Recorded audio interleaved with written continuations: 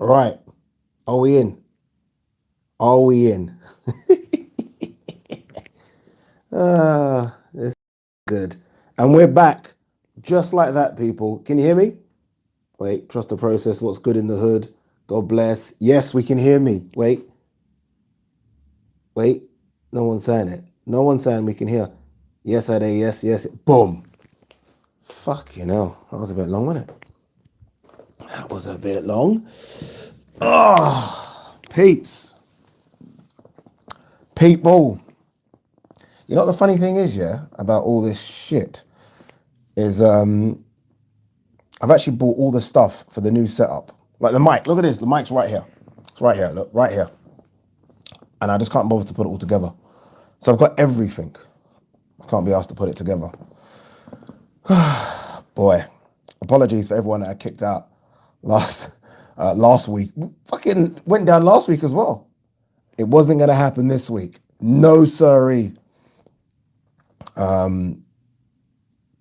right, let's see who's in the chat before we get going. Apologies as well for not doing the live watch along yesterday. Gutted. All right, Blackout's in the chat. Christopher Klaus, let's sing a song. I hope people realize it's not the other stream. And I think I've deleted the other stream. Avi Skulls, good luck in your A-levels, my man. Good luck. Avi Skulls, by the way, has got his A-levels tomorrow. I failed all of mine. So look, good luck. But even if you don't get the results you want, it's not the end of the world. But good luck. No doubt you do good. David Tron's in the building. Good evening, Ade. Good evening, David. Amandeep Jahal. We got there. We certainly did. Don't give up. Don't give up that easily. Dean O'Donnell. Hoya, Ade. Hoya, Dean. Unrivaled Boxing Talk. God bless. God bless you too, my people. Base the Kid. This is going to be an interesting one today because I'm so intrigued as to what people think of Conor Benn, like so intrigued. Sammy Pavley, GT, Eddie Rose, so many of you in. Lee the Bald Guy. To be fair, look, Lee the Bald Guy has been telling me about Ebony Bridges for so long. I salute you, Lee, because I wasn't on it. I was like, I'm on it now. I'm on it. Lee the Bald Guy has been the one talking about Ebony for a while. Who else is in before we kick off? Let's wait for 100 or so to get in. Or we got 100 in now. Christopher Klaus, I said that. Muzzy Moyo. Loads. All right. Jeez. What we got here? Jake Jansen. All right, should we start? Should we just start? Let's start. What should we start with? Should we just go straight with Conor Benn?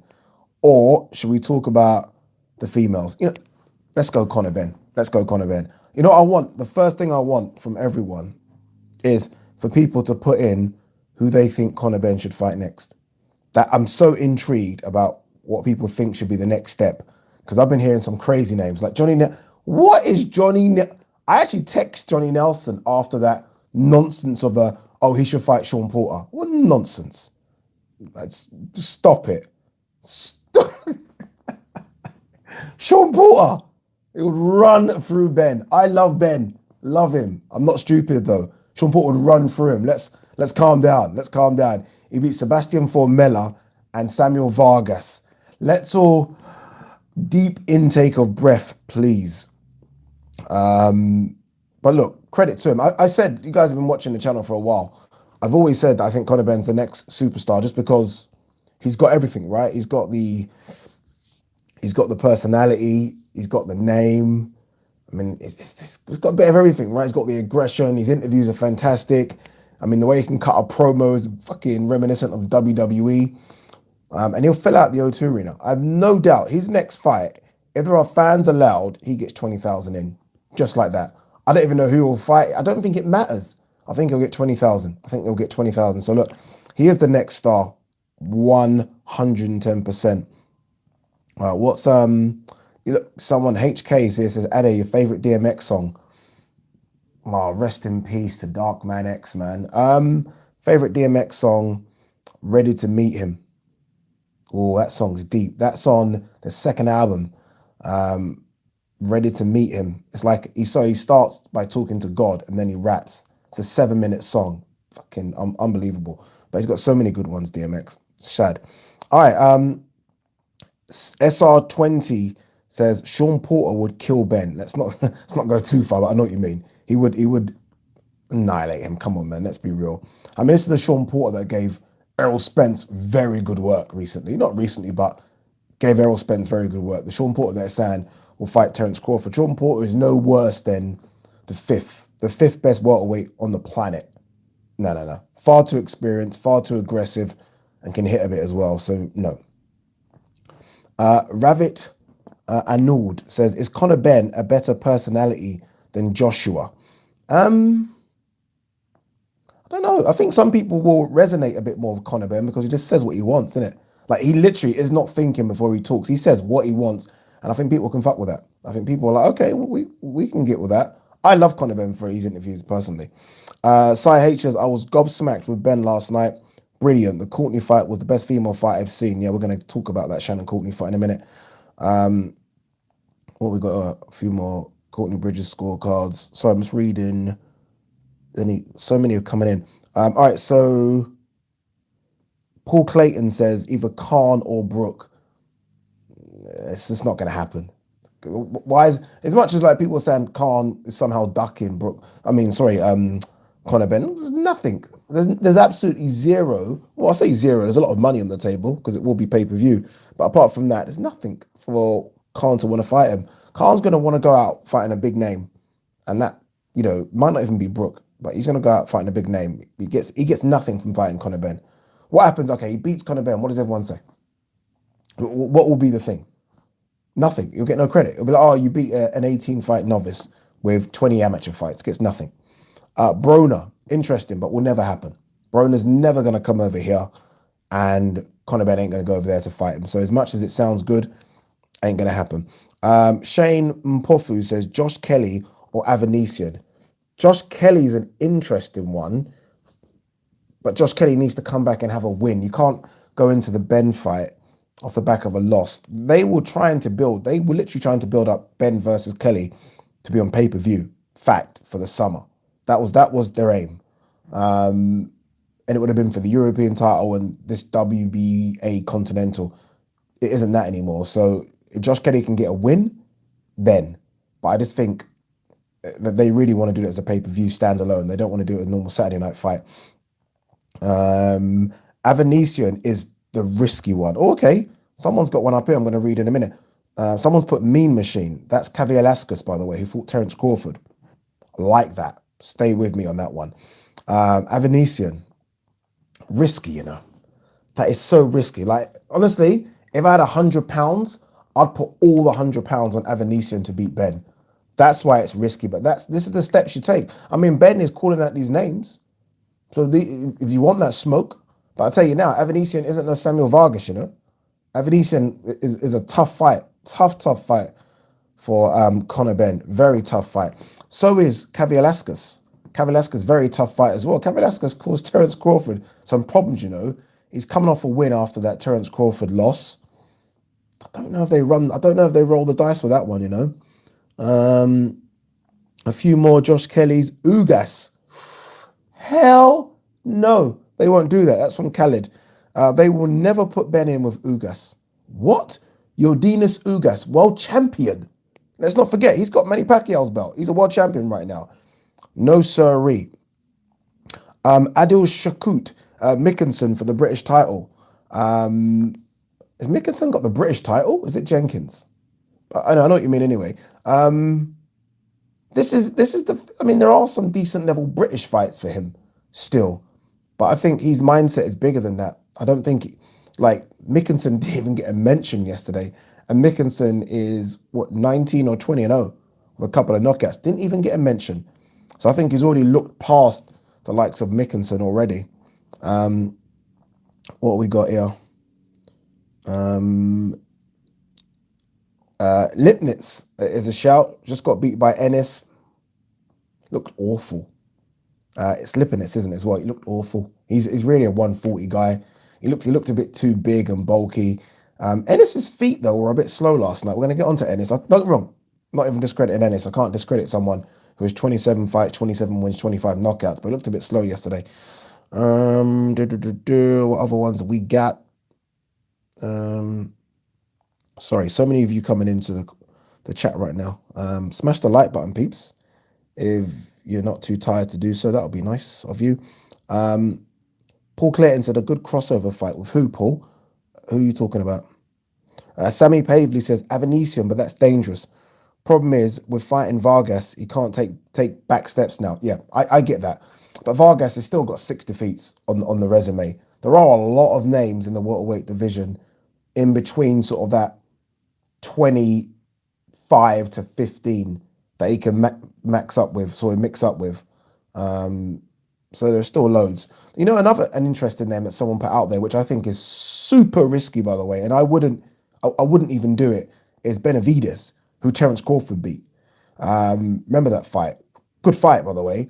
I don't think he's actually fought since Terence Crawford. But again, this is what's out there, people.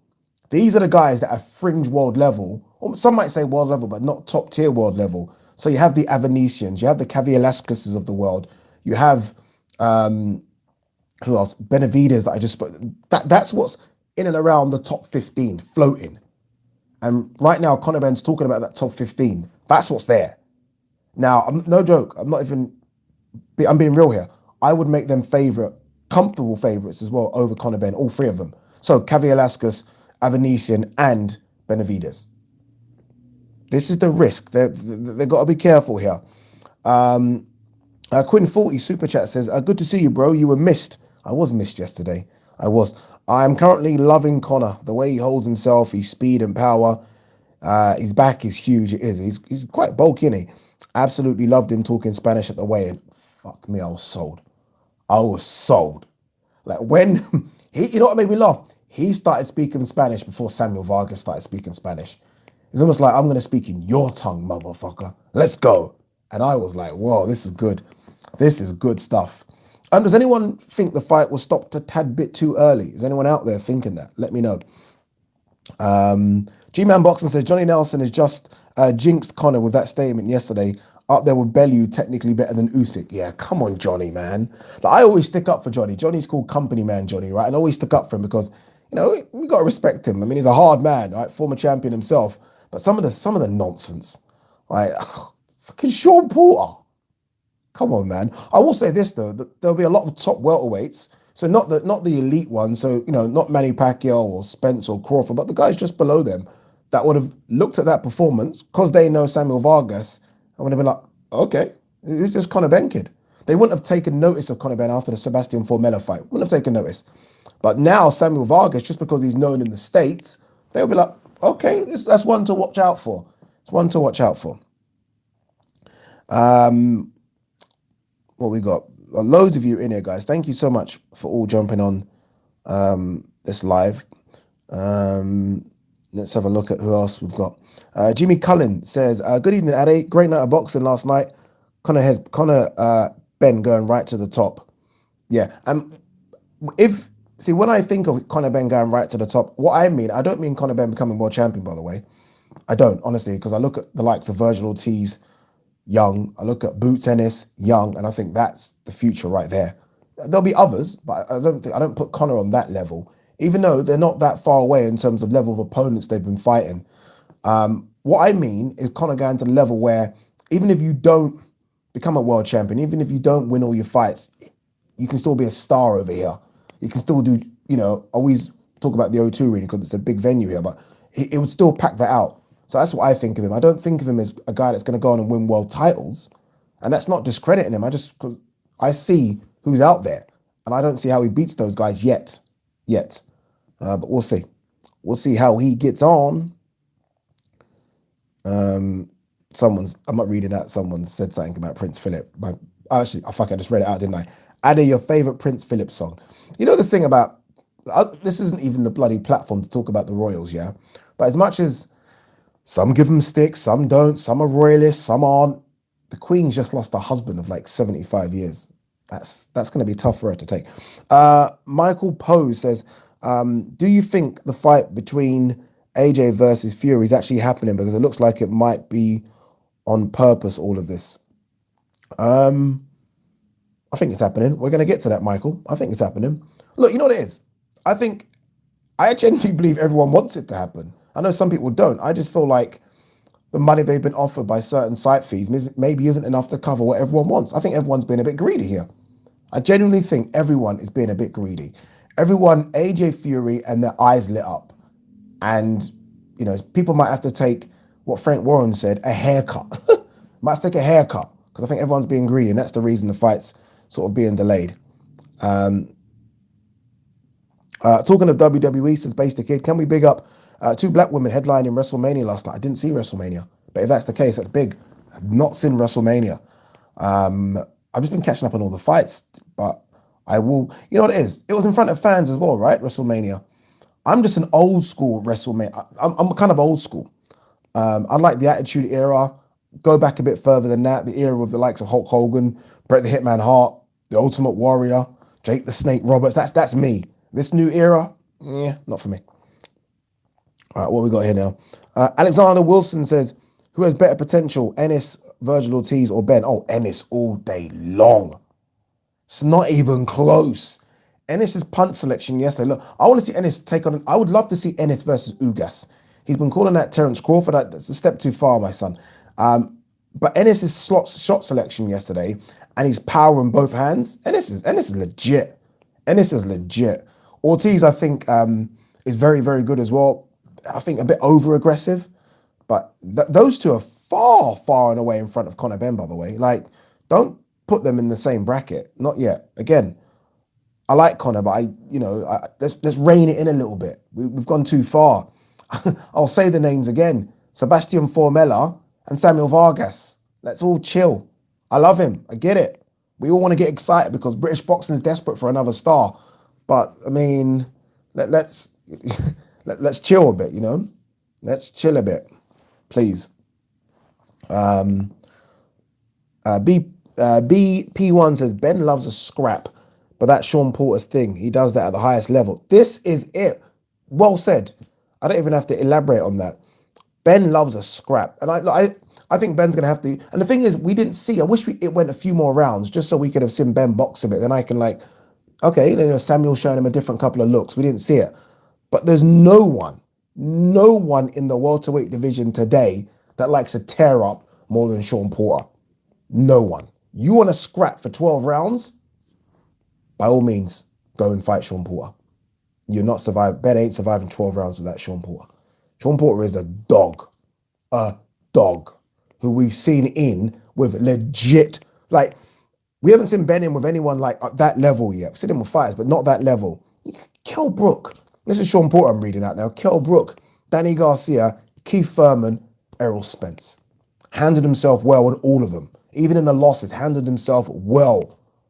Come on, man. Ugas as well. Let's not chuck that. Let's not forget that one as well. He's a dog. He's a dog. All right. Let's read a couple of more. The Lucky D says Conor Benn is a bad boy. Yeah, very. Oh, I like this one. Sammy Pavey says Yulusinov is slept on a little bit. He is. He's coming. He's coming. Alexander Wilson says thoughts on F.A. Jagba. His KO last night was something else. Do you think he has championship potential? I don't know. I want to say yes, just because I'm Nigerian, he's Nigerian. I want to do the whole, get behind your people type thing. But, I mean, Brian Howard, who he fought. How many of you really knew who Brian Howard was?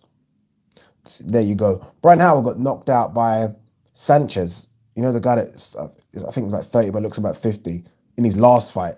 F.A. Jagba put him to sleep as well. But you're fighting a guy that came off a knockout defeat last time round. I mean, look, F.A. Jagba's clearly got power. I think he's built perfectly for the heavyweight. Perfectly. Tall guy, what is he, 6'5", 6'6"? So he's got everything. But they're not sure about him. They would have pushed him already. They're not sure and convinced, which makes me feel like he's had a lot of hard work in sparring. He's had a couple of struggles in the ring as well as a professional. So they're going to go very, very slow with him. He's supposed to be only, 25, 26? So they got time. We'll see. But yeah, I'm not super convinced with him yet. Clearly got power, but not convinced.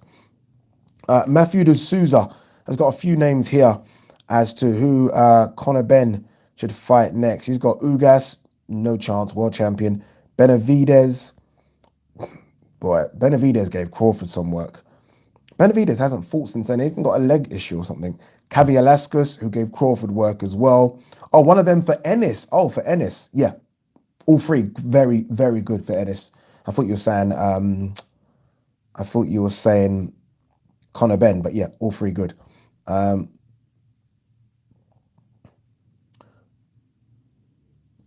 Sheehan Burns says, can we talk about how big Ebony Bridges could have been and can be for women's boxing? And Shannon, obviously, both stand for something. And of course, Savannah versus Shields. Yeah, honestly, we're going to get onto that fight because I was super proud of Ebony Bridges and Shannon Courtenay. I thought that, mate, if you, I know there's a lot of you, I know who you are, that are not like keen on female boxing. And I get it, right? Some fights have been duds, but so are some men's fights. Some men fights I watch and it's like, kill me now. Go and watch round 7. The fight's actually on Sky Sports now. So if you haven't seen the fight, go and watch it. It's on Sky Sports Boxing's YouTube page. Round 7 is fucking ferocious.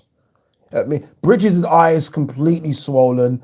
They are swinging for the fences. And it's not swinging like Deontay Wilder's swinging. Technically, they're sitting on their shots very, very well. Like Shannon Courtenay's back foot boxing yesterday was beautiful. And you know when everyone says, but the thing about female boxing is that there are no knockouts.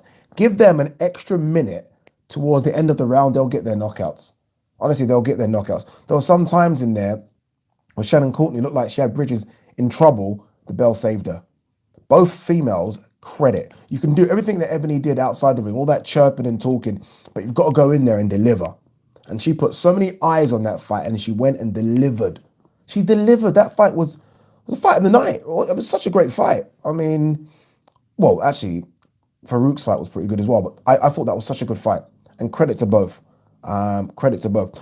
I like these names. Stefan Broom's chucked a couple of names out here. Risky again, very risky, but good veterans. Josecito Lopez or Louis Collazo.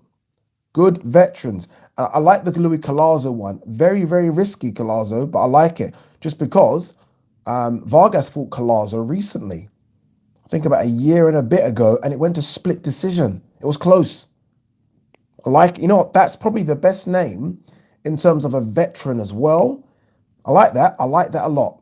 Louis Collazo. Rowan Perry says, Addict. No way. I don't believe this. Addict, was my 16th birthday yesterday. There is no way you're 16, Rowan. If it was, happy bloody birthday. Paul Harrison says, a few more good fights. Definitely going to be up there soon for Conor. We'll see. Well, I hope so, but we'll see. Paul Harrison, I saw something. What was this one? Blue Collar Boxing says, Lipnitz too small, 147, natural 140. Yeah. Like, and the thing about Lipnitz as well, looking at him, it's not like you put it. It didn't look like you put on the extra 7 pounds, like with muscle. It wasn't lean muscle. It just looked like fat. If I'm honest with you, his feet look so slow, and I didn't think Ennis's feet were that fast either. But he looked really, really slow. Yeah. What's this one? Kieran Parker says, have you seen Clarissa Shields' Twitter spam? Getting the impression she's pricing herself out the fight. No, she just wants to get paid. She wants to get paid. I don't think she's seen big money yet. She's not had that real big fight. I mean, she had that one fight on Showtime, didn't she? I can't remember who against. But she hasn't had that real big standout fight. She just wants to get paid. And I personally think it's a fight. If you want to put eyes on the prize, I think it's a fight you put on the undercard of AJ Fury. That's what I think, co-main event. Some people said, yeah, make it a standalone. Because if you put it on as a co-main to AJ Fury, everyone's only going to be talking about AJ Fury. I get that, but still, co-main, you can have everyone in the venue, everyone's going to be tuned in watching, and these girls, I think, will put on a show. And then they get their pay-per-view money as well. That's the only way I think this fight's happening. We'll see. Ian Hamilton says, I'm saying this now, AJ should come out to DMX. What's my name for Fury fight? It's edgy and aggressive. Plus, AJ needs a mean look on his face. Let's just hope the fight happens, Ian, man. Let's hope it happens. I mean, according to Michael Benson, who I've never seen, by the way, in the TalkSport building, never seen him, works for TalkSport, never seen him. According to Michael Benson, both AJ and Fury today have received the 2 site fees. So it's down to 2, I believe. And they both now have received it. It's whether or not their teams accept it. They both now have seen the figure they're going to get, minus obviously pay-per-view. So the guaranteed figure. It's up for them to accept it or not. Matthew de Souza says, Ben needs to fight Jenkins and prove he's best in Britain. Does he? Does he? I mean, does he need to fight Jenkins? I don't know. I don't think he does anymore. I was with you, dude. Matthew, I was like that. I was like, I want to see him do the British. And sometimes if you can bypass it, like people are talking like, you speak to Sky Johnny Nelson and they'll have you believe that Conor Benn is now fringe world level or at least worse, European level. Why go down to British? If you've gone past it, why go back down? I wouldn't go back down. So I can see him just staying at the level he's at and going further. He's not going to fight Jenkins. I mean, that fight is like Jenkins would love it, but Conor Benn gets absolutely nothing for fighting Jenkins. Nothing. Yeah, people might say he gets the British title strap. Doesn't even get that, really. I mean, unless you win it 3 times, right? You got to defend it 3 times to get it outright, and he's not going to defend it for 3 times. So I think he's going to do what like Chris Eubank Jr. did, basically, and just imagine if Chris Eubank Jr. was like 154 pounds.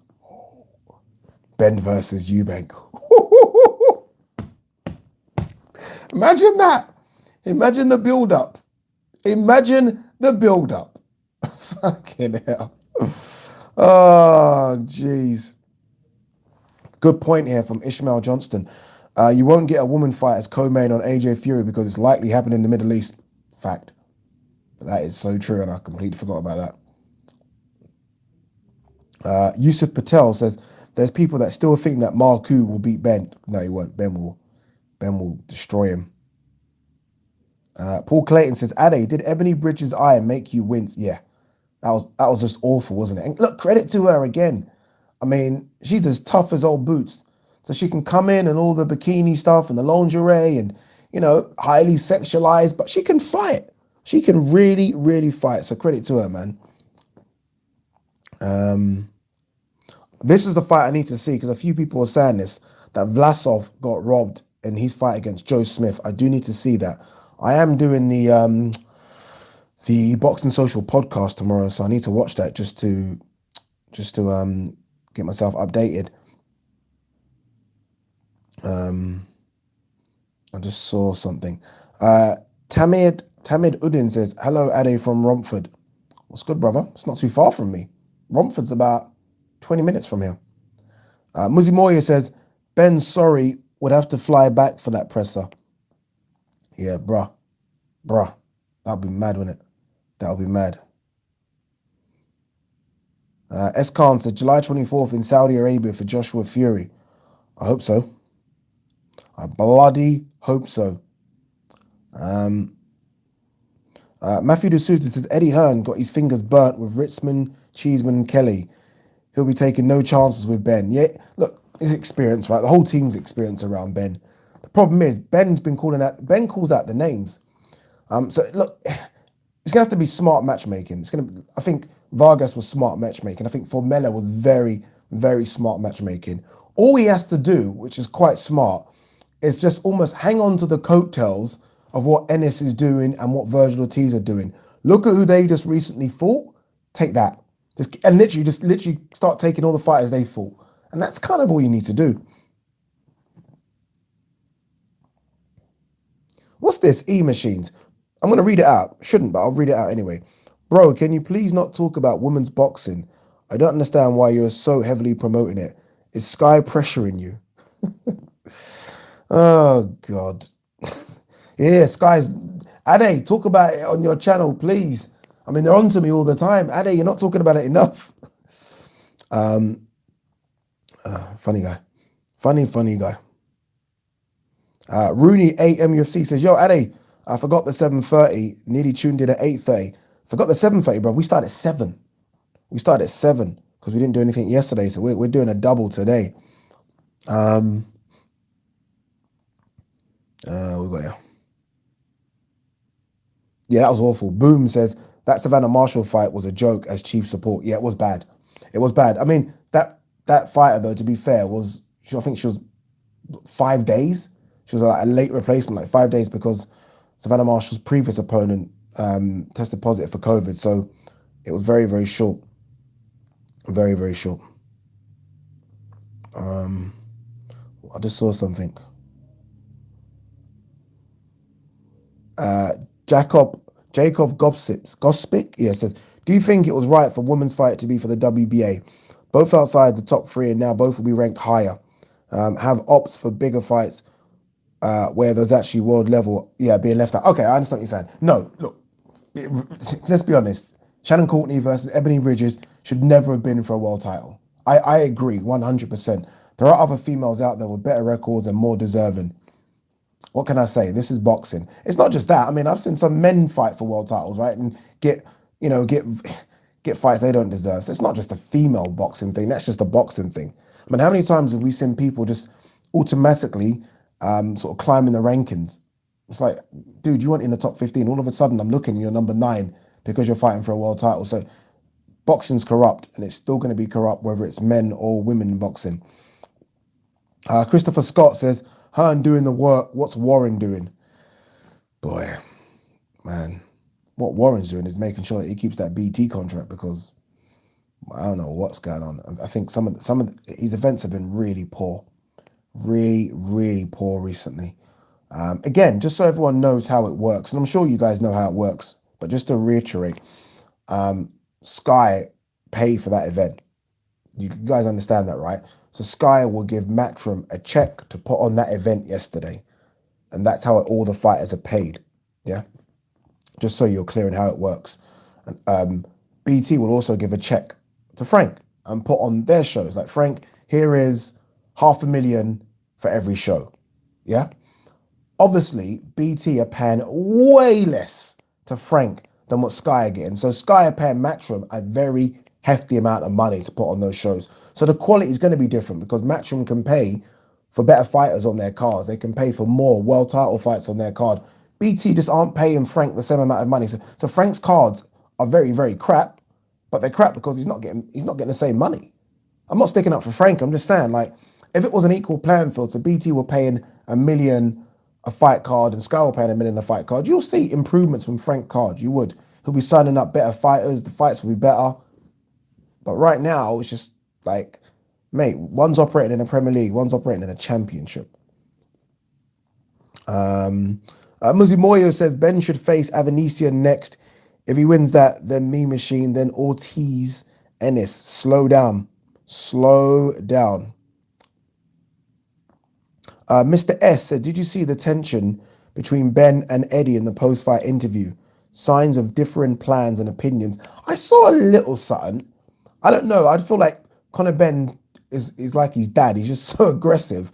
So even when he's just staring at you, it looks like there's a problem. But I don't think there's a problem. I think, look, I mean, Eddie's put in a position now where he's headlined 2 events. He's going to headline. He's now a main attraction. So he definitely can't be upset with what Eddie's doing with him. My car from 87 says Katie Taylor and Natasha Jonas. Oh, Katie Taylor. I like Tasha. I'm actually speaking to her tomorrow on my show on TalkSport 2, so make sure you tune in. Mikkel Slater says, hello from St. Vincent, Ade. What's up?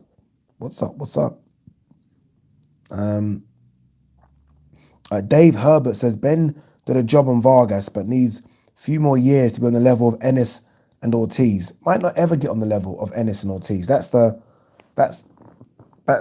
But what he does have is aggression and heart, and that can take you a long way.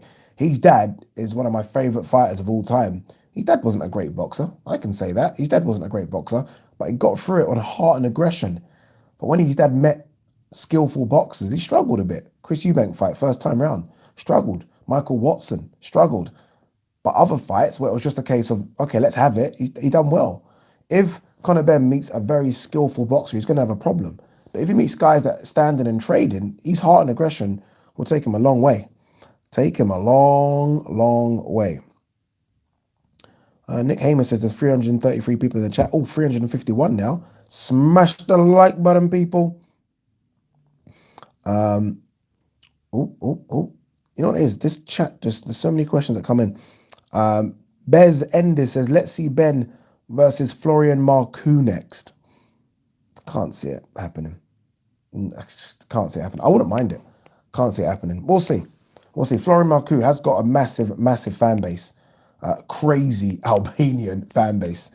So look, them two together could do good numbers, but I doubt it. Christopher Klaus says Eddie's the best promoter. He's very good. He's a very good promoter, very good at speaking, right? Sell you a dream, Eddie. Eddie could sell sand to the Arabs. A couple of you are saying Ben versus Florian Marcoux. Interesting.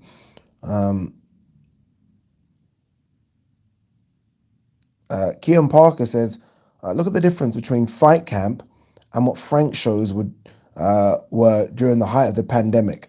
Yeah. Again, though, it does go back to the Sky give Eddie way more money, and BT don't. So that's all it is. Yes, he's got a contract with BT, and everyone might look at it like, for us over here, Sky and BT are very, very close, but Sky are much bigger than BT, and Sky just give more money. That's all. That's it. Don't get me wrong, Eddie does a lot with that money, right? He puts on good shows for us, but Sky just are a lot bigger. Paul Clayton says Eddie Hearn is leaving Sky for sure, ain't he? That's interesting because obviously, look, his contract with Sky is coming to an end, and he did say he's going to reveal this week or next week whether or not he's going to re-up with Sky. A lot of people think it's going to be a case of him just going straight with DAZN, which makes sense, right? I do think there is going to be, potentially, I can see Matchroom starting their own thing. I think they have recently bought that platform, right? I could see them streaming and putting on their own fights, honestly, and people pay like a $5 a month, almost similar to DAZN, or a $10 a month, and you get all the Matchroom fights. I could see that happening in the future. Not now, but I see it happening in the future. Will Jones, big ups, Ade. Big up, Will. Big up, my brother. Dark Side Rum Punch. I got ordered some punch for you. I keep forgetting to do it. No tension. Ben was just hyped. Yeah, I'm with you. I think that as well. I think Ben was just hyped. He's still got that adrenaline running through him, right? He had enough adrenaline in him for 10 rounds and he went 2 minutes. It wasn't even 2 minutes, was it? Liam Davis says, why is everyone getting carried away with Ben? The guy he beat is known as a loser. He's not known as a loser. Stop it, Liam. Stop it. He's not known as a loser. You get carried away because that guy, Vargas, yes, he has been beaten, but you look at who he's been beaten by, and it's only been world level people, apart from his first loss to a guy called Munguia, not that Munguia, another Munguia. Apart from that, Amir Khan, Errol Spence, Danny Garcia, Louis Collazo, Virgil Ortiz. It's not bad. So you look at it and say, okay, how did they beat him? How did Conor beat him? And that's why people are getting a bit excited. Adil Shukut says Ennis is the future of 147. Maybe. I don't have the same feeling about Ennis like I did Errol. Like when I saw Errol coming through, I had a strong feeling that Errol was going to do some damage. I don't have that feeling with Ennis for some reason. I don't know why. Have you guys seen there's a photo going around? Not even a photo. If you go onto Fight Hype's page, Ennis is standing next to Shakur Stevenson. They're exactly the same height. So I don't know how big Ennis is either. I'm not trying to say he's undersized, but he's not a huge 147. Don't know. Soldier Boy Health and Fitness Channel. Soldier Boy, do you actually have a health and fitness channel? If you do, everyone, go and check out Soldier Boy's Health and Fitness Channel. Frank has been a great promoter. It must be hard, though, to keep up with Eddie. Eddie is relentless, and above all, he is current. Key. Last line, he is current. He is. I mean, I actually feel sorry for Frank because I went to a few Queensbury press conferences back in the day. They used to do a lot of press conferences in Islington. Obviously, I worked at Islington Council, so I would just go down with my camera, and his sons were there. And I always thought that his sons were going to take over, right? Because they work behind the scenes, but I always thought his sons were going to take over. They're young, they understand all this new era, and I thought they were going to go head to head with Eddie, right? And that's not been the case. You got old school Frank trying to keep up with young school Eddie. That's not easy. I'm surprised that one of his sons, George, being the one that springs to mind, hasn't taken over the reins and done it. Very surprised.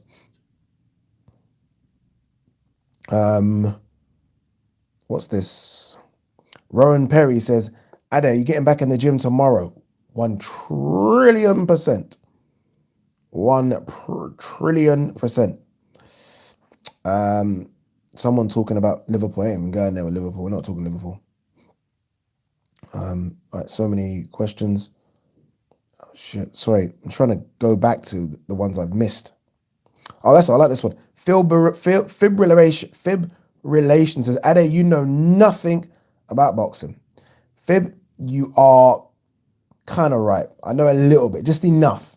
Not a huge amount, not like you, Fib, just enough. Richard Schneider says, hi, Ade, big fan of your channel. Agree that they should take a breather with Ben and not get carried away. Do you think Kelly is a good matchup or is Ben too far ahead? No, I think it's still a good matchup. I still think, I wouldn't rule out Kelly beating Ben. I just think that Kelly needs one, maybe two more, and then we'll see. But wouldn't rule out Kelly at all. Kelly looked quite good. Let's be honest. I mean, yes, Evan beat him and stopped him, but Kelly was looking good for the first 3 rounds. And then in the end, just got caught and looked like he ran out of gas as well. So they're going to need to work on that. This is a good one. Tamid Uddin says, the way the public speak about Khan, you'd think he achieved nothing. Yeah. I think the disrespect Khan gets, and I disrespect him sometimes as well, I admit. You forget that Khan was the best 140-pounder in the world. You forget the fights that Khan's had. In some incredible fights. Incredible. He fought peak Maidana. Maidana, put Maidana down with one of the best body shots you're going to see in a long time. Then survived that onslaught. Good wins against Paulie Malignaggi and Zab Judah. That was the Zab Judah that still had something to offer. Good wins against Collazo and Devon Alexander. Khan was legit. Yeah, man, Khan deserves a lot of respect. A lot.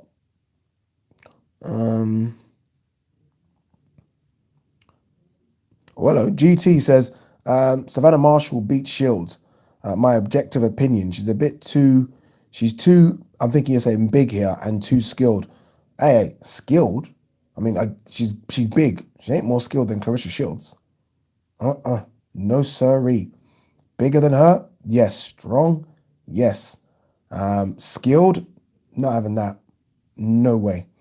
John Cahill says, it would be interesting if BT had a bigger budget and a younger, more charismatic promoter to compete with Sky and Eddie. Would be very, very interesting. Honestly, it would be very interesting. Dan Edwards says, DAZN also gives Eddie a bunch of cash. I'm telling you, Eddie's getting it everywhere right now. Eddie's getting that cha-ching. MC8 says, Ben versus Mark, who would be brutal? It would. It would be very, very brutal. Green Machine says, new MacBook Pro, Eddie? It is a new MacBook Pro. Well, it's not new, actually. It's 2019. But yeah, it's new. Oh, what's going on here? Karma Serene? How dare you? Whispers, Vargas took a dive.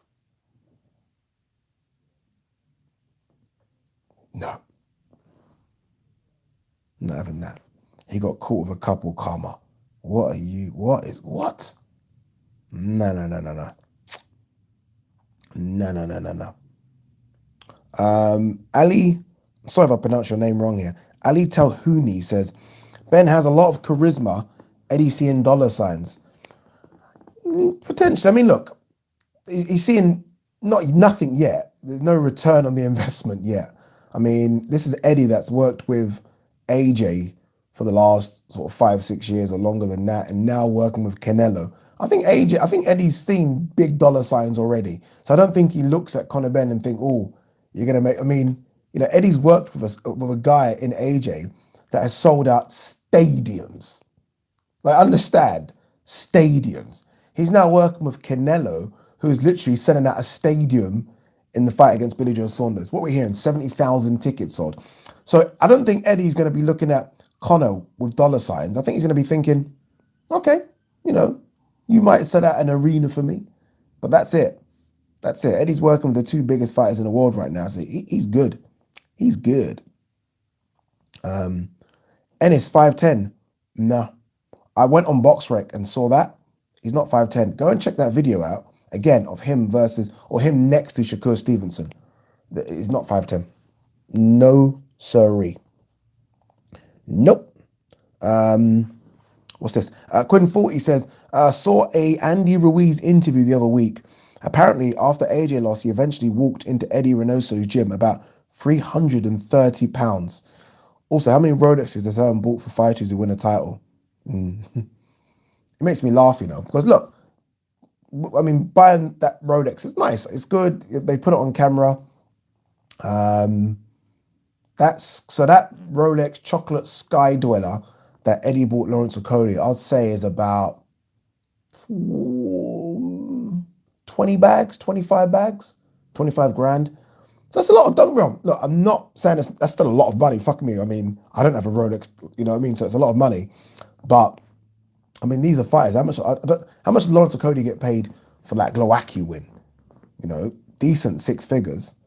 So I don't think it burns Eddie Hearn's pockets, put it that way, to buy him a Rolex. But still, it's a nice gesture, isn't it? Mark D says, Ade, the clock is ticking on a potential move from Sky to the Zone for Matchroom. If they do, what does that spell for the future of UK boxing? I think UK boxing will be fine. UK boxing will be fine. It'll be fine. We're still going to have the shows. It might mean the Sauerland's getting that Sky gig, which is a bit weird, but I think it'll be fine. Look, for me, I don't necessarily care where the fights are on, whether it's on Sky or I don't care. I mean, I like you guys. I've got the DAZN app, and I think it looks really good. So I'm not actually that bothered if the fights are on Sky or not, as long as the fights are on, is what I care about. Anthony Vander says, just tuned in now. Big up for Ade for all your work and keeping us going through lockdown. Huge thanks. How far do you see Ben going? No, big you up, Anthony. Thank you so much for the super chat. I was just saying this, Anthony, because for me, as much as I like Ben, I don't see Ben. No, he's only 24, so we have to hold on to that. But I think Boots Ennis is only 23. Virgil Ortiz is young as well. So those, for me, are the future. Could Ben get to a stage where he's world level? Yes. Could he fight for a world title? Yes. Do I think he'll win one? No. No, I'm a realist. Like, anything could happen, right? He could get a lot better, but I mean, the guys, as you go higher up, and he'll know this, they punch hard, they can box, they can go through the gears, they can switch up. You go and watch Jaron Ennis. And look, I don't rate Lipinets like everyone did, but he's putting on a boxing clinic. Virgil Ortiz versus Hooker. I mean, these guys, you know what I mean? That's what's out there.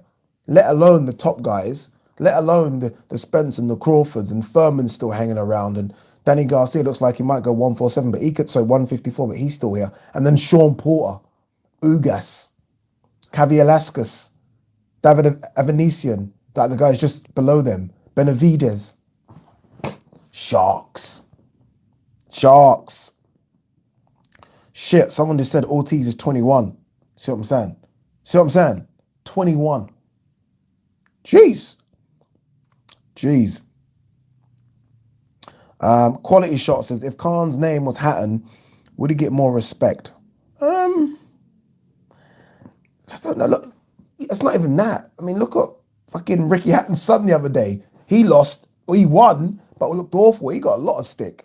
I don't know, man. Khan doesn't help himself sometimes, Like, I think are you basically trying to say that, like, from a racist standpoint, maybe? I do think there is a bit, when it comes to Khan, the stick, I do think it can get a bit racial, but I think Khan gets a lot of respect. He doesn't help himself, does some silly things, but there probably is a bit. I think there is probably a bit of a racist element behind why Khan gets a lot of stick. I think so. Sorry, stuttering my words there. What we got here?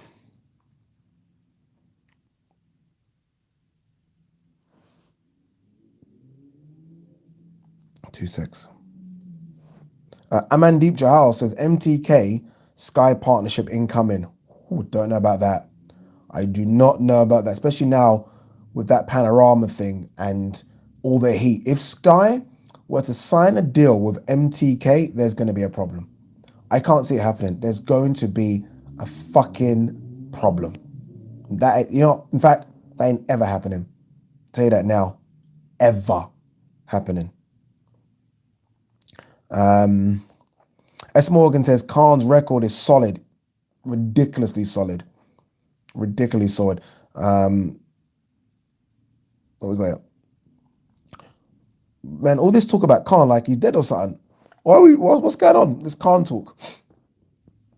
We're going to talk about AJ Fury in a minute. I'll tell you that now. That's coming.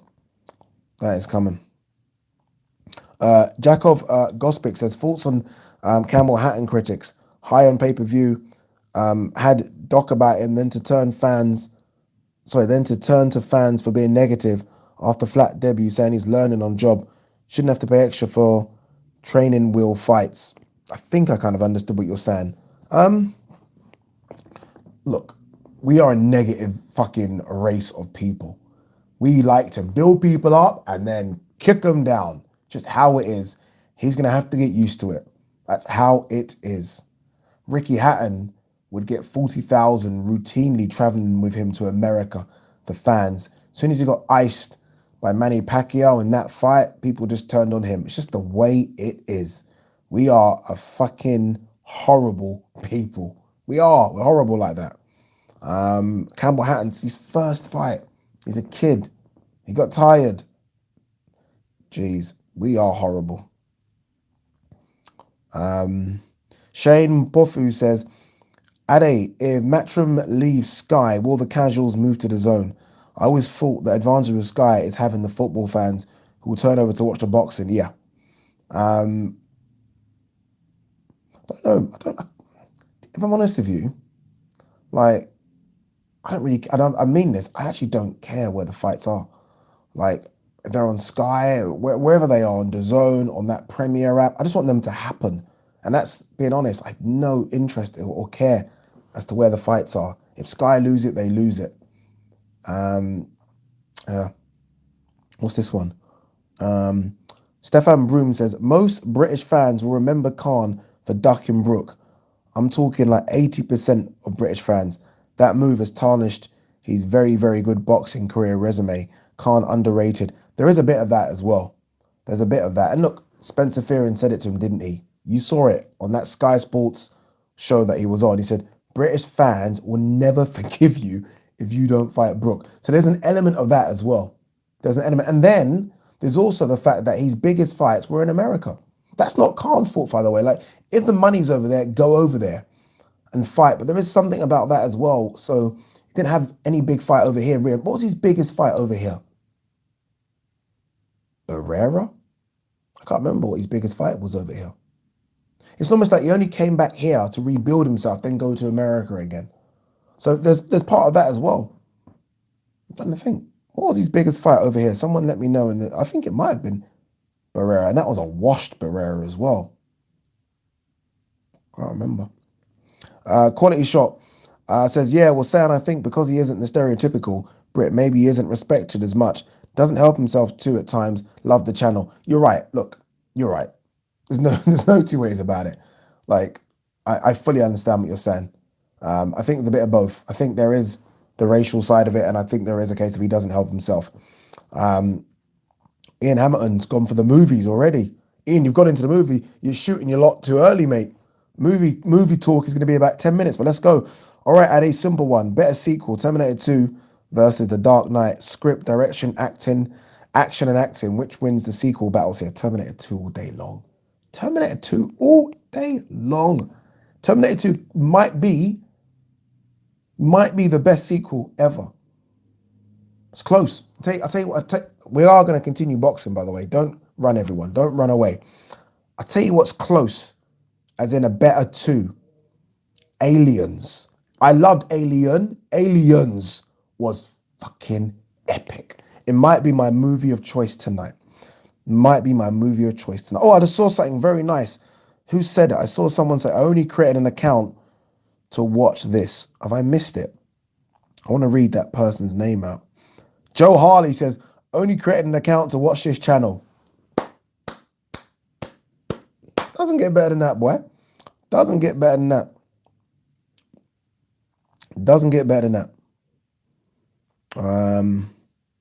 Scott Arbuckle says, Matchroom will stay with Sky, I think. Yeah, I think so. I'll tell you what's very interesting, by the way.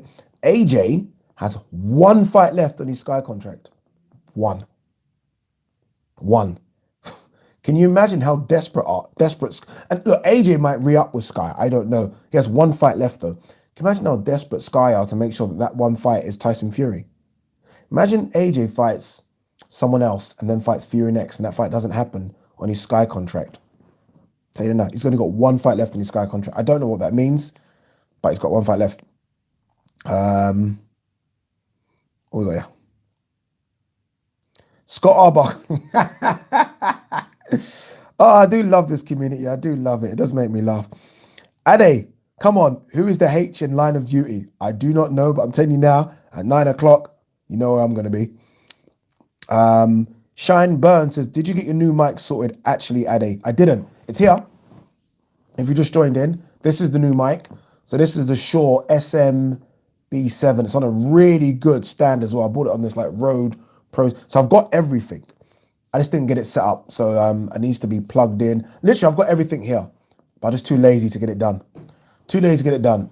I feel like I just want to pay someone to come around and sort it out for me because I was like, oh, fuck all that. Mark D, Super Chat says, a Matchroom move to the zone may have an impact. I recall someone implying that due to more subscribers in the US, we may see fights shift overseas. That's interesting. There's a lot of fighters. I will tell you this though. Remember what I was saying about, remember what I was saying about how much Sky pay Matchroom to put on a show. So again, for those of you that are new to the chat, I'm sure you know it all works, but Sky will say to Matchroom, this is just an example, I don't know the fee, but they'll say, here's £1 million to put on this fight card.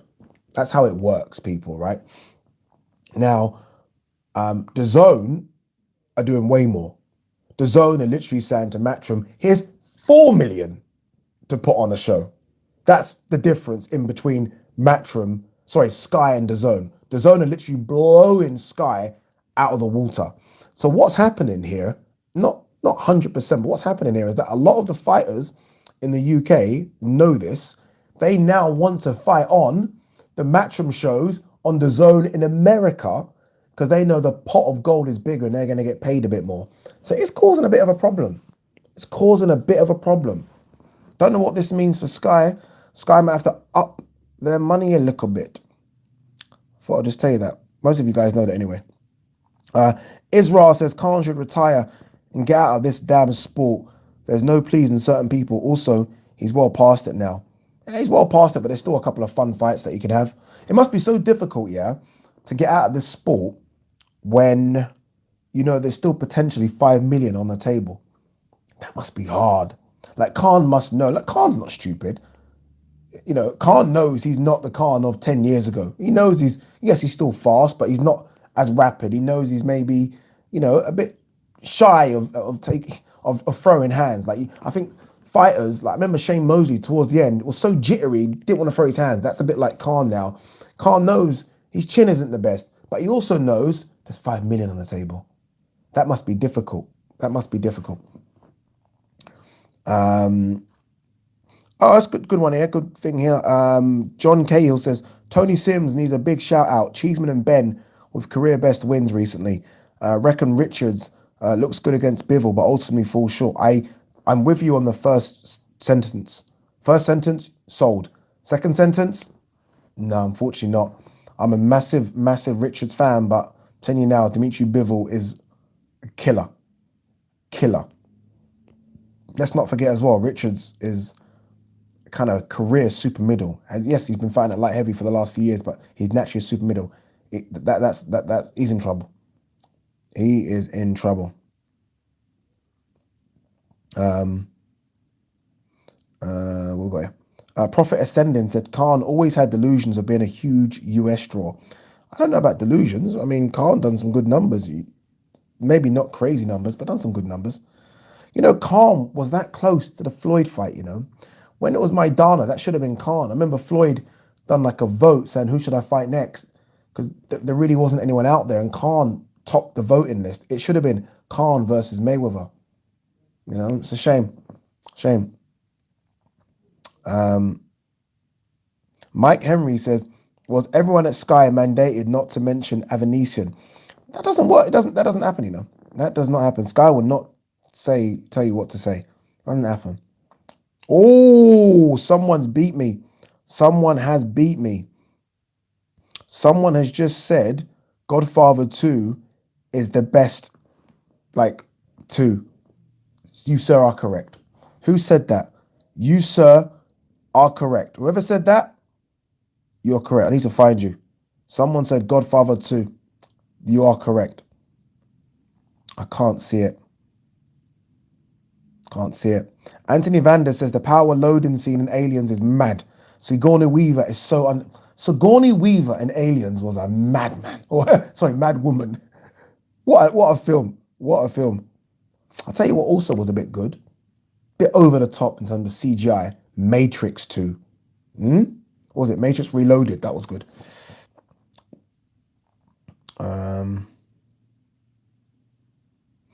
Prophet Ascending says Matchroom would do well to be cautious about dumping Sky.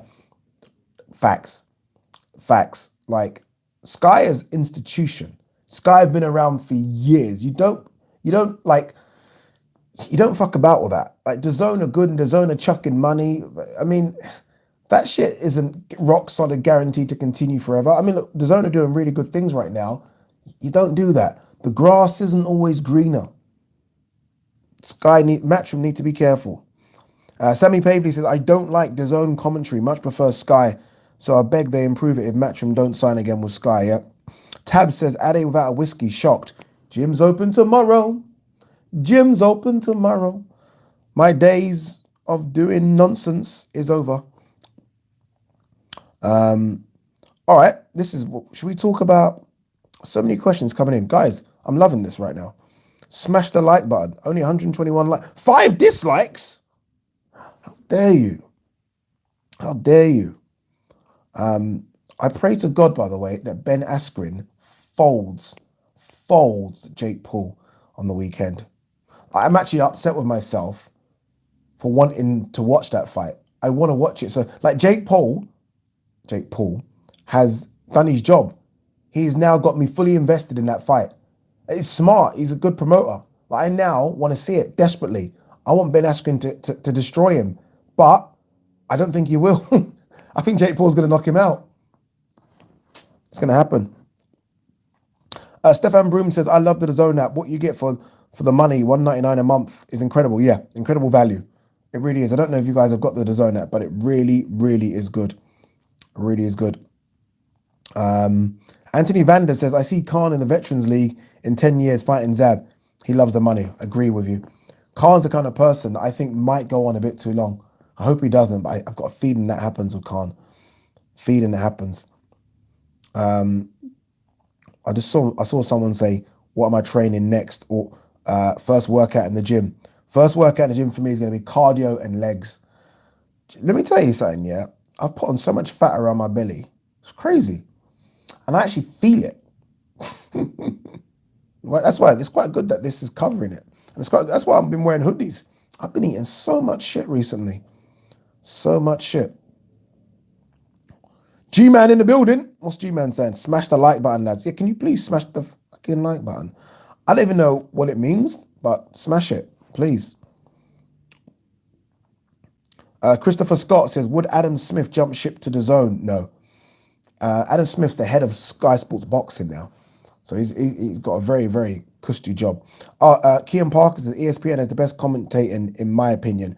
Andre Ward is worth every penny. Yeah, Andre Ward and Timothy Bradley. I love that combination. You know what I like about it as well? Timothy Bradley doesn't take himself so serious. Like, it's such a good combination because you've got Timothy Bradley who basically just screams like a fan, and you've got Andre Ward who breaks it down like really intelligently, but not to the point where you alienate casual fans. Such a good combination. Sharon Burns says, Jake will have so much bragging rights because he uses people from sports as if they are representing the sport, while boxing doesn't even want him representing us. Say that again. Say it again so I can read it properly. Quinn 40 says, just for family fun, Back to the Future 2. I have cheap replica trainers and hat. Oh, sort it out, my man. Back to the Future was such a good film. I feel like the kids don't know about that film. Michael J. Fox. The kids won't know. The kids won't know. Sammy Pavley, Andrade Williams next week. Ooh, isn't it? Should we do a live stream? Should we do a live watch? It might be like 1 a.m, but should we do it? Might as well, innit? Might as well do it. I've got to go for Andrade. I mean, I like Liam Williams, but I think Andrade's just going to outbox him. Liam Williams will put it on him, but I think in the end, skills pay the bills. Skills pay the bills. Joey Ocean has a film here. He said Bad Boys 2 was a good film. Yeah, don't wrong. You're right. But we're talking about, there's levels to this. You know what I mean? Godfather 2, there's levels. You know what I mean? Terminator 2, levels. Aliens, levels. Levels. LK says, sorry, but Conor Benn's arrogance is too much. It's really putting me off him. It's not arrogance, it's confidence. It is confidence. GT says, what you on about, Ade? Back to the Future is a classic. Everyone loves it. I love it as well. I love Back to the Future. Don't get me wrong. Great. But there's a difference between being a cult classic, which Back to the Future is, and being just a legendary film. Like Terminator 2 is legendary. Legendary. Do you know what I mean? Scott Arbuckle says, a channel needs to pick Paulie back up. Stefan Broom says, Paulie Malignaggi, best commentator in the game, in my opinion, breaks down fights impeccably. 1,000,000,000,000% agree with both of you. Paulie, for me, at his peak, was the best. Like, Paulie breaks down a fight. You know when I realized Paulie was the best, yeah? It was I've always thought he was the best anyway, but it was the Tony Bellew Usyk fight when I think David Haye it might be David Haye and Carl Froch and Adam Smith. So I think there's 4, which is overkill. I think it's 4. And they're all getting very excited about Bellew, and because Bellew's doing some good work. Paulie's quiet, but then Paulie starts breaking down about how Usyk is starting to go through the gears. And David Haye is just screaming and Carl's screaming. And Paulie is literally watching it intelligently thinking, I'm seeing something different here. Usyk's about to go through the gears here. And the way in which he breaks down Usyk just literally going through those gears is incredible commentary. It's scary levels. Paulie needs to come back. The cancel culture needs to stop. Paulie, whatever he did, he made a mistake. No stress. Come back, Paulie. We love you. Jake Lintot Sullivan says, love from Islington, Ade. From the future, at least, 2-weight undisputed world champion. Are you asking me who do I think is going to be that? Or are you saying that you are going to be that? G-Man saying, Andre Ward and Timothy Bradley are great to listen to. Yeah, great to listen to. They're so good. So good.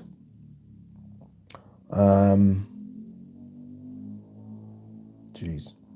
What we got here? Profit Ascending. Sky has... Why does everyone do it? What is it that I don't understand about this Adam Smith thing? Prophet Ascending says, Sky has some pictures of Adam Smith. He's going nowhere. You guys are evil, boy. You guys are evil. What's this? Mark D says, I put £80 on a 15-event accumulator 6 months ago. There are only 2 events left. The last one is Joshua KOing Fury. Potential returns, £27,251.37. If I win, you can name your whiskey, Eddie. I will name a bottle of whiskey that costs £27,251. Be careful, I've been doing some whiskey shopping. There's some expensive whiskies out there. It's funny when I see these bets, like these accumulators where someone puts £1 on and they fucking get 800,000. It's crazy. It's crazy. Crazy. What we got here? Sammy Pavley says, can someone tell me what Paulie did? Something along the lines, I think Devin Haney, someone correct me if I'm wrong here. I think Devin Haney said something like, no white guy is ever going to beat him. And I think Paulie retaliated by saying that the white guys are right now dominating the sport or something along those lines. Like he's speaking about Loma, Usyk, he was naming a few, but it came across wrong. I think that's what happened. Not 100%. GT says, I'm so sick of the Adam Smith crap. So am I. I laughed, but I am because it's not nice. It's not nice at all. He's got young kids as well. It's not very nice. And I think he's, again, I think underrated, one of the best commentators out there. Adam Smith. If I had to put a team together I would, like right now, of commentators right now, I would go. Max Kellerman has to be there ringside because I just love his voice. Max, Adam, Andre, Tim. That's what I would go. I'd go there. GT says, favorite Martin Scorsese film? Fuck me, where do you start? I have to come back to you. Where do I start? Jeez, all of them? Wasn't Goodfellas Martin Scorsese? It wasn't it. I think Goodfellas. If Goodfellas was Martin Scorsese, then Goodfellas. I really love that. Rowan Perry says, Ade, are you a morning gym guy or an evening gym guy? Evening. I like to go in the evening. Yeah. So tomorrow I go at 6 o'clock. But I might do double sessions because again the belly's got to go. I've got a couple of months before to get this shit down.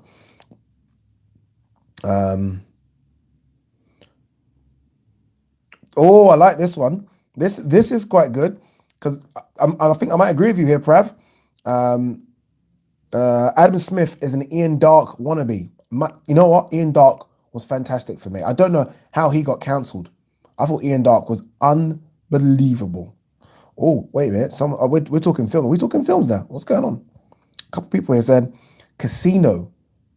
Wow, good film. How good was Casino? Jeez. Kean Parker says Matthew Macklin is the worst. I don't think he is the worst. It's weird how Matthew Macklin's almost become, like from nowhere, he is now the second commentator. Like from nowhere. Like it was Carl Froch for a long time, right? For a long time, Paulie used to fly over. Now all of a sudden, Matthew Macklin's become like the guaranteed second commentator. I have no idea when that contract happened. 2 seconds. Oh, someone said something about FA Jagba. Scott Arbuckle says, Ade, I was late to this live, but have you spoken about the brutal FA Jagba knockout? I have, but I do not mind talking about it again. Obviously, if you guys haven't seen it, it is on YouTube. Go and just type it in. He fought a guy called Brian Howard, and he fucking collapsed him. Literally, you know when someone's brutally knocked out? When they're lying down in a way that they shouldn't be lying down. His legs were underneath him. His back was all over there. Brutal knockout. But again, I said this. Like, Brian Howard's coming off a knockout loss of his own anyway. So it wasn't like Brian Howard was coming into the fight off the back of a win. So I don't know how much stock I put in the FA Jagba win. I do like FA Jagba a lot, but I don't know, man. I don't know. I love how this chat is basically boxing and movies. George Washington says, thoughts on the movie 300. Loved it. A bit CGI. Well, not a bit, a lot. Loved it. Elias Bankston says, Django Unchanged or Pulp Fiction. Hold on, young man. Hold on. 2 seconds. Hold on 2 seconds. The door is going. Why is... Hold up, people. Hold up.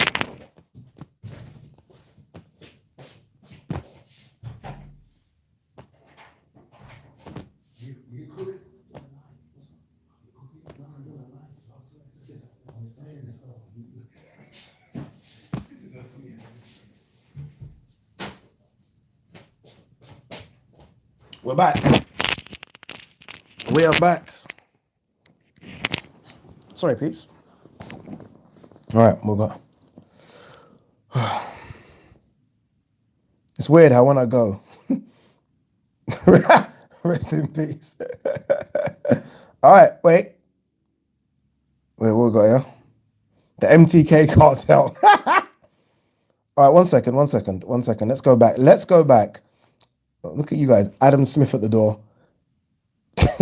Adil Shukut says, Kinnan here to dust off Ade. That's what we need to call this channel. Karma Serene says, boxing and movies. All right, can we go back to that question, please? 1 second. Someone said Django Unchanged or Pulp Fiction. Now, what are we saying here? Whoever said that question, are you telling me you think those are the two best Quentin movies? Is that what you're saying? Because that's not fact. By the way, in answer to your question, Pulp Fiction by about 1 million miles. Yeah, to answer your question. You know what I did like as well? I love Jackie Brown, I thought Jackie Brown was really good. I thought Jackie Brown was really, really good. Um, what else we got here? Um, Ade been swatted. Five Guys delivery. No Five Guys delivery. Elias Bankston thinks Django is far better. Come on, stop it. Stop it. All right, fuck it. Let's talk movies. Let's talk movies. If we're gonna go there, let's talk movies. GT says once upon a time in Hollywood is better than Django. That's a bit, Once upon a time in Hollywood is almost a bit long for the sake of being long. Bit. Ugh. Deccan says, unpopular opinion, Pulp Fiction's overrated. Deccan, I don't say this often on this channel, but you are very close to being blocked. You are very, very close, my friend. Very close. Reservoir Dogs is his best, followed by Kill Bill 1 and 2. Reservoir Dogs isn't actually his film, he wrote it. Sorry, he was brought in as a director, but he didn't write it, by the way. So it's not one of his films, but I know what you mean. Kill Bill, super underrated. Kill Bill is really good. I can't believe that guy. Who said that again? I might have to block him, Who said that? About Pulp Fiction being overrated. Deccan. Tempted to block you, Deccan. I'm tempted to block you. Oh, someone said I'm wrong. Marcus Brown said he directed and wrote Reservoir Dogs. I don't think he did. I'm going to have to look into it. Oh, okay, that's it. Sorry, Marcus saying you're thinking of True Romance. Yes, I am.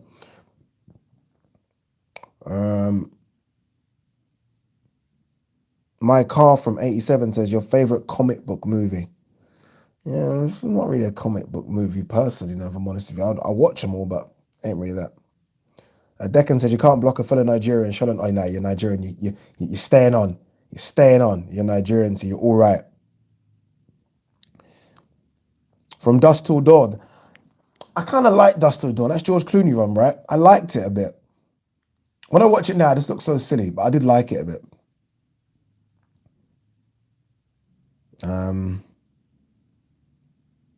My God, Paul, you can always tell the age of people, yeah, by the films, by their films. Paul Clayton said, Indiana Jones and the Temple of Doom.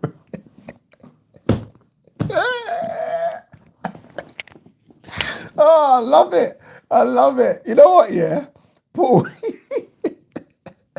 I'm not even laughing at the film, Paul, because I actually liked all of them. I even liked Indiana Jones and the Last Crusade. But Paul, guaranteed, Paul is around my age. Paul's at least minimum 40. Indiana Jones and the Temple of Doom. Oh, Paul, I love you. I love you. Snatch, great film. Tony Booty. It's a strange name, bro. Strange. Tony Booty, that's a strange name. But yeah, nah. You know what? Snatch is such a good film. Like, I could watch Snatch all the time. All the time. Great film. Great film. Wait now. Snatch is quality, yeah. Snatch is. Oh, I like this one, Krista. You know what I watched the other day? It's gonna bug me. Escape from New York, Kurt Russell, cult classic. If you don't know, now you know. Big Trouble in Little China, says Christopher Scott. Yeah, Mean Streets is an underrated gem. Adul Shakut. Quinn 40 says, I know you're a fan of Joe Rogan. Last night I watched a podcast with Marcus Luttrell, the lone survivor. They drink through the whole podcast. Luttrell goes quite deep and emotional, telling the story. Guys, I'm telling you, I've got plans. I want to be the next Joe Rogan. Trust me, I've got plans. All this equipment I bought is to do that. We got here. So all of you that have come in for boxing chat, you missed the boxing chat. We are talking movies right now. We are talking movies. Lee the Bald Guy, one film, Goonies. How good was Goonies? Like, if you've not watched Goonies, go and watch it. Goonies was just like, as a kid growing up, Everyone wanted to go on that adventure they were on. It was just fantastic. You know what, Lee? You might have changed my movie choice tonight. You might have changed my movie choice. GT, No Country for Old Men. What a fucking film.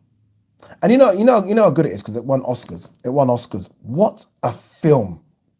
Jesus. Do you know I've got the book, yeah? I've got the book here. I'm looking because where is it? By the way, all my books are over there.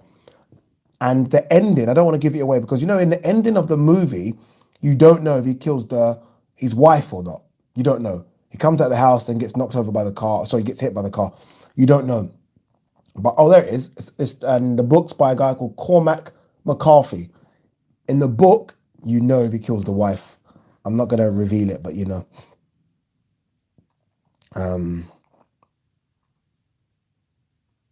What we got here? Lee the Ball Guy says, Training Day, King Kong ain't got nothing on me.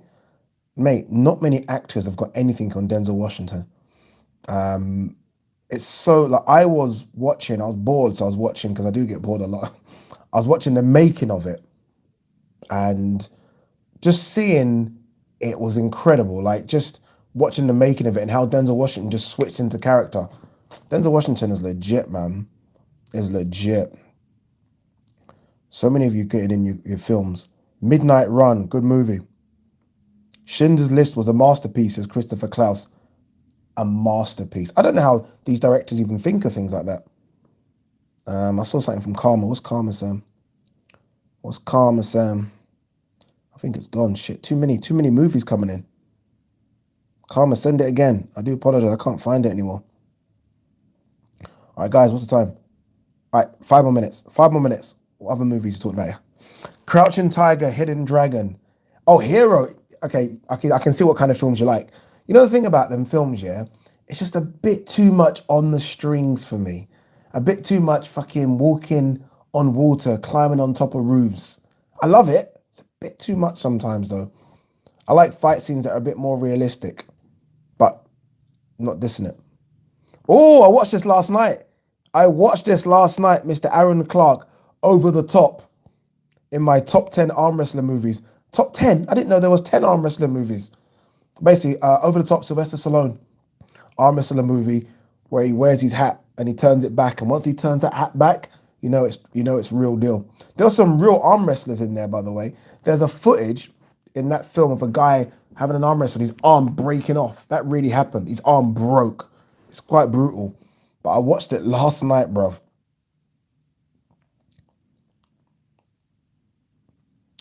Karma Serene says, what's the name of that movie with the white dragon thingy that flies around? I don't know what you're talking about. Wait, you talking about I don't know. My Car from 87 says, Braveheart or Gladiator? Gladiator. I am Maximus. Come on now, Gladiator was a madness. Gladiator was a madness. I can't watch it again, it's just too long, but Gladiator was ridiculously good. Okay, this is interesting. Anthony Vander, Super Chat, says, There Will Be Blood. Daniel Day-Lewis is the pound for pound great of the acting world. Daniel Day-Lewis, for me, is the greatest actor ever.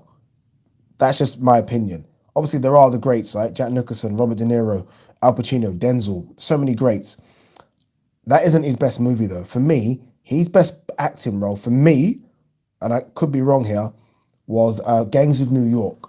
I thought he was fucking impeccable in that film. Gangs of New York with Leonardo DiCaprio and Cameron Diaz, I thought he was impeccable. All right, what we got here? Gone Girl, good film. Good film. You know what? What is Ben Affleck, right? Gone Girl. The woman in that film, what's her name?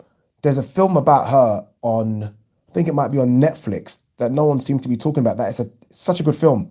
Such a good film where she basically puts old people into care homes and just robs their money. But then she puts an old person into her care home, but she doesn't know that that old person is part of the Russian mafia.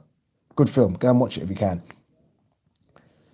What else we got? just before we pack up and go. Man on Fire, says HK. You know, I always laugh. People must watch this show back and think, isn't this a boxing show? Nah, it's anything we want it to be. Man on Fire was fantastic. Denzel Washington. Fantastic. Kian Parker says, are we forgotten about Avatar? Top 5 film for me. Top 5! Top 5, bruv. Come on. Come on, Kian. Don't get blocked. Don't get blocked. Kian. Dog Soldiers. All right, Paul, I need to know your age, Paul. Paul is definitely my age. W. Thornton. Confessions of a Window Cleaner. Now, some of you will not know what he's talking about. Some of you, the older lot, my age, 40 and above, will know exactly what you're talking about. That was almost like soft porn back in the day. 46, I knew it, Paul. Paul, I knew it. You know what? Pete Ross here says The Irishman. I watched it, I can't lie to you, I watched about an hour of it and then I was like, 3 hours left. Fuck off.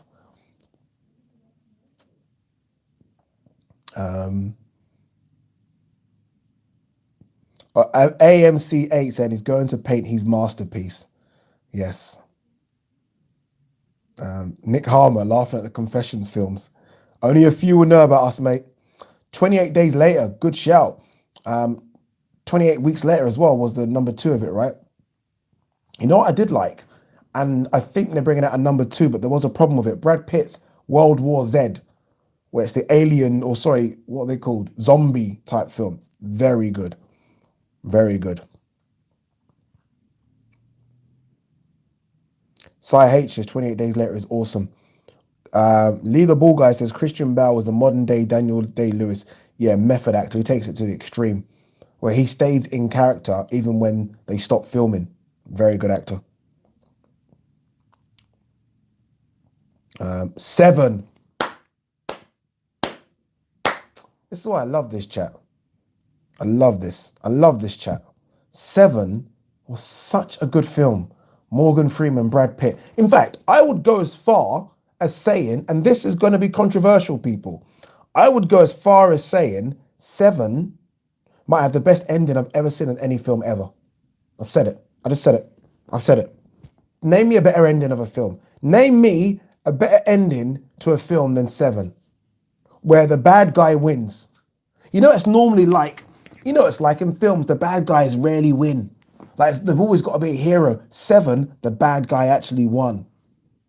What a film. What a film. Quinn 40 says, name me one bad Denzel film. I haven't seen, I didn't like Equalizer 2. I'll tell you that now, Quinn. I did not like Equalizer 2. In fact, I would go as far as saying it was trash. Compared to number 1, it was trash. I might have been beaten. Fuck you bastards. You have got me. You have got me. Usual Suspects. I forgot about that. It's close though. It's not, that's not hook, line and sinker. It's close. You bastards. There's too many of you. There's too many of you. Nah, it's close. I think Usual Suspects has won. No, I don't know. It's close. I can't pick between the two. I can't pick.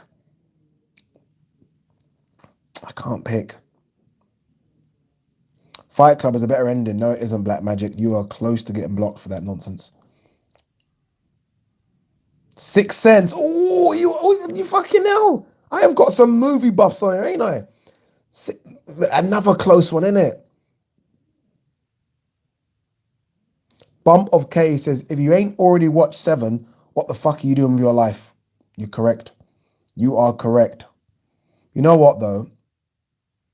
Man, it's crazy how you're right. Someone just said it's the same actor, Kevin Spacey. You're right. In Usual Suspects and 7. I'm going to say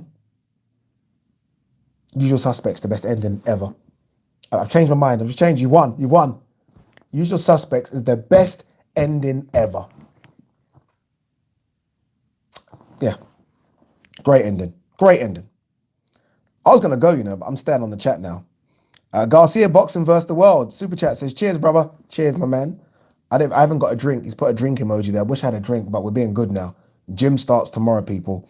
We need to get in shape. Paul Clayton says, Total Recall. I was watching a few of them Arnie movies from the 80s the other day. So I watched Raw Deal and Red Heat. Not great. As a kid, great. As an adult, you're watching me thinking, duh. That's what I was thinking when I was watching them. Will Dogan says, Usual Suspects, definitely better ending. Not definitely. Like the idea of the way it all worked out in the end of 7 was incredible. It was incredible. And I remember there was a bit in where the helicopter guy, this is 7 I'm talking about, it says, somebody call somebody. 7, such a good film, man. Full Metal Jacket is a cracking movie. I'm going to confess, Will, I've never seen it. I wait for everyone to diss me. Never seen it. My Car from 87 says, Arnold or Stallone? Arnold, man. Oh, wait a minute. Arnold. Just for Terminator and Predator alone. Just for Terminator 1, Terminator 2, and Predator. Just on those 3 films alone, I'd have Arnold. Predator was sick. Predator could be one of the best sci-fi movies of all time, let alone Terminator. You know how good he was in Terminator? Like how he played that menacing role without saying more than 30 words. Fucking incredible. Squared Circle, Beverly Hills Cop. Yeah, that was when Eddie was just the greatest. Oh, good film here by Anthony Vanda. Leon. The ending in Leon was sick. Remember that film, Leon? Have you not seen that French film, Leon, Luc Besson? Great film. Go and check it out if you've not seen it. Running Man, yeah. And let's not forget as well, Arnie done Running Man, Commando, Total Recall. Literally in about 6 years, Arnie must have done about 10 movies that were all quite big. It's got to be Arnold, man. But don't sleep on Sly, You can't sleep on the Rockies and Rambos. You cannot sleep on them. Over the Top. You cannot sleep on Cobra. What's that film when he goes into jail? I think it's Lock Up. I mean, Tango and Cash. How good was that? How good was Tango and Cash with Kurt Russell? We need to change this channel. This channel's got to be called, what we're going to call this channel? Boxing and Movies, like Karma said. Wayne Paget says, why are you leaving out Adam Sandler films? They are so funny and stupid at the same time. Happy Gilmore and Don't Mess with the Zoan are nuts. You know what? It's funny how, I love Adam Sandler, by the way, but it's funny how this film that he done recently, the one, was it called Uncut Gems? What was it called? I can't remember what it's called, but he's a dealer in jewelry and diamonds. That was really good. Underrated movie, that. Really loved it. Aaron Clark says, James Cameron or Ridley Scott? James Cameron, man. James Cameron's fucking levels, innit? Levels. Christopher Scott says, ending of Primal Fear with Richard Gere shocked me. Richard Gere was a good one as well, Richard Gere, good actor. Good actor. I mean, let's be honest, we all fancied Julia Roberts and Pretty Woman. We all did. Yeah, it was called Uncut Gems, right? Cape Fear. Jesus Christ, what a good film. What a good film. Robert De Niro as a baddie that you just couldn't kill and he was a bit jacked. Remember, like, he looked like he was on the juice. He was jacked. All right, guys, literally, we have got 10 minutes. Wait, we have got, let's say 10. We'll see how this plays out, 10 or 15. Elias Bankston says, I hope I'm pronouncing your name correctly. Harrison Ford must be the most successful actor ever. He is both Han Solo and Indiana Jones. Can't beat that. Good shout. I'll tell you that now, though. But there was a time when Christian Bale was bloody in the Terminator and playing Batman. Jeez. Christopher Scott, Death Warrant. There was a time when Jean-Claude Van Damme could do no wrong in my eyes, and Death Warrant was one of those films when he had to fight the Sandman. Do you remember that? Fought the Sandman in the end. Solid. Solid film. Kickboxer, when he kicks the tree, when the guy says, "Pack your bags and leave my house." And he's like, "Well, what's wrong?" And he says, "You don't want training." And Van Damme says, looked at him and says, you want me to break my leg? And then that guy, his trainer, ushers his daughter away, like, move. And then he says, "Your brother, remember?" And then he kicks that tree. How many kids must have gone out and broke their legs trying to kick trees? How many kids must have... Nick Harm, I'm not even reading that out. Not even reading that out, Nick. Oh, I watched Time Cop the other day. How bad is Time Cop? How bad was Time Cop? Blade Runner 2049, yeah? This is from GT here. I thought it was a bit much. I was like, they're trying too hard, I thought. Trying too hard. Martin Banner says, "Big up, Ade. Best wishes from Birmingham." Big up, brother. Thank you for joining in. Will Smith is iconic, says Sheehan Burns. He's dropped a bit, innit, he, Will? There was about a 10-year period where Will was elite. He's not elite anymore, is he? Well, maybe that's just me. I just don't think he is. I just don't. Have you guys seen a film called The Warriors? 1970s film. Bad boy film. Check it out. Quinn 40 says, "Uncut Gems. What an ending and twist. Little known Denzel film. Great acting. Flight. Flight is not little known. Flight is very well known. Well, for me anyway. Loved it. And I love the ending as well in that. When he's in court and he could easily get himself out of trouble, but he just admits that I'm an alcoholic and I like a drink. Denzel's a really good actor, man. Chinatown is outstanding. Yeah. What is the Kurt Russell film? Is it Chinatown? Wait, is Chinatown Brandon Lee? What film is it with Kurt Russell? I think it's Big Trouble in Little China, innit? Where he fights basically these guys that have powers. I don't know why I done that. Okay, Big Trouble in Little China. Okay, cool. That's such a good film. Book of Eli, Brad H. Great film. Come on, Denzel. Denzel in that film was really good. Really good.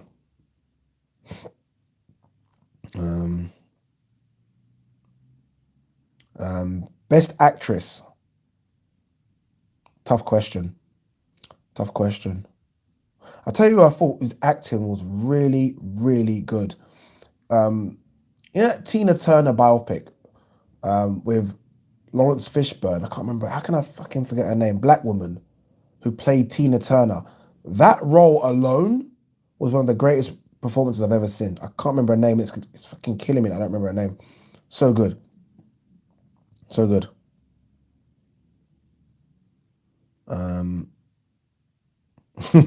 Paul Clayton says It 1 and 2.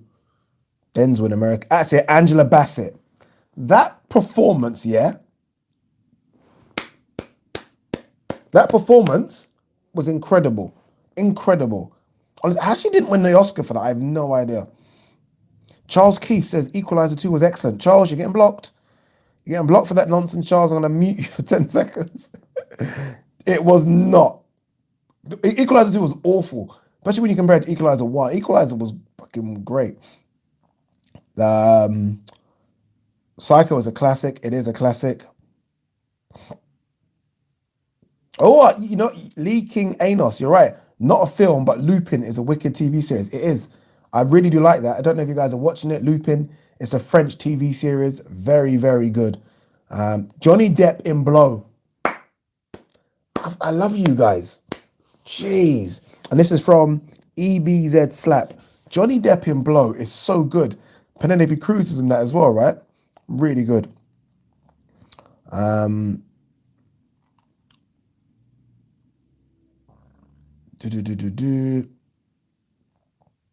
don't think Blow's good?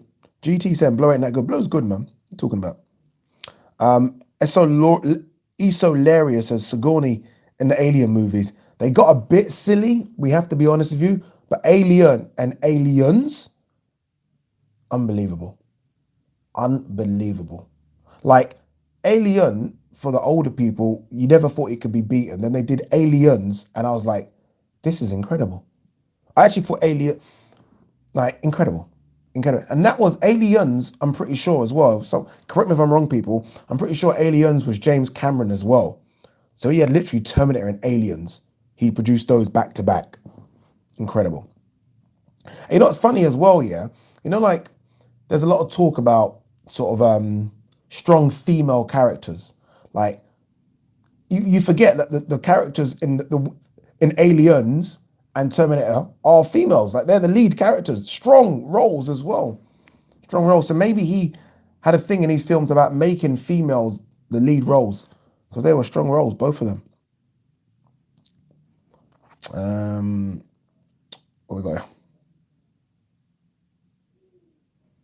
A New Society says, I just watched Godless and I loved it. Not seen that. Is that good? Oh, Christopher Clow says, The Green Book, incredible film. Such a good book. Sorry, such a good book. Such a good film.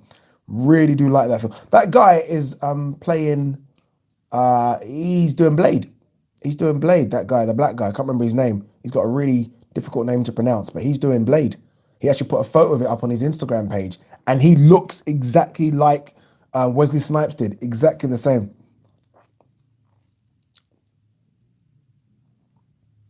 Someone asking me, Adil saying, have you seen Eastern Promises? I have. I love that guy, Viggo Mortensen, I think his name is, right? Love him. Oh, Tom Hanks has just asked a tough one. Just asked a tough one. Tom Hanks, sorry, my car from 87 says Tom Hanks or Denzel Washington. Let's not start the beef. That's a tough question. Tough question. Someone's going gangster here now. Says straight out of Compton and Menace to Society. Tom Hanks or Denzel Washington? That is a tough one, you know.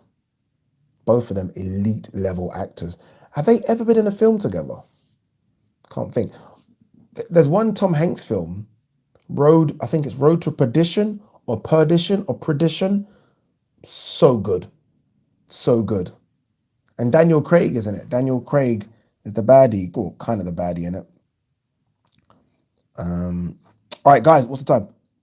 Literally 5 more minutes. Not even that, 2 more minutes. Smash the like button if you're still in there. Juice, Tupac Shakur. Yeah, I'm a big Tupac fan, so I will say yeah, but it wasn't great. De Niro, Pacino, impossible. Impossible to pick. Jude Law was underrated in that film. Yeah, he was. He was. Mark D says, Boys in the Hood, best Ice Cube film. Better than Friday. Really? Don't get wrong. From a gangster's perspective, yeah, but better than Friday with Chris Tucker and Debo. I think Friday might be better, you know. For me, look, I get it. I'm a Boys in the Hood fan, but I'm thinking just as a film, I think Friday was better. I personally think Friday was really good, man. All right, guys, we're done. It's been a long one. What we done? 100, we're done. Before I go, if you could do me a favor, please, and smash the like button. Please. That'd be nice. What other ones are we saying?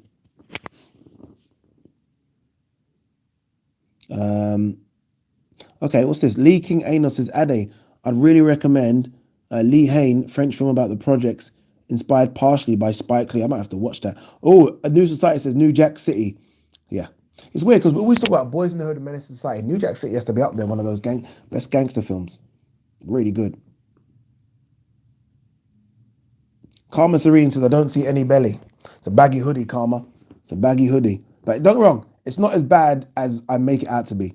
But I used to have a six-pack. I'm not even lying. People might say, Ade, you're lying. I'm not lying. Guys, it's been fun, as always. Peace and love. I'm going to watch Line of Duty. I'm going to watch a Line of Duty, people. Peace and love, peeps.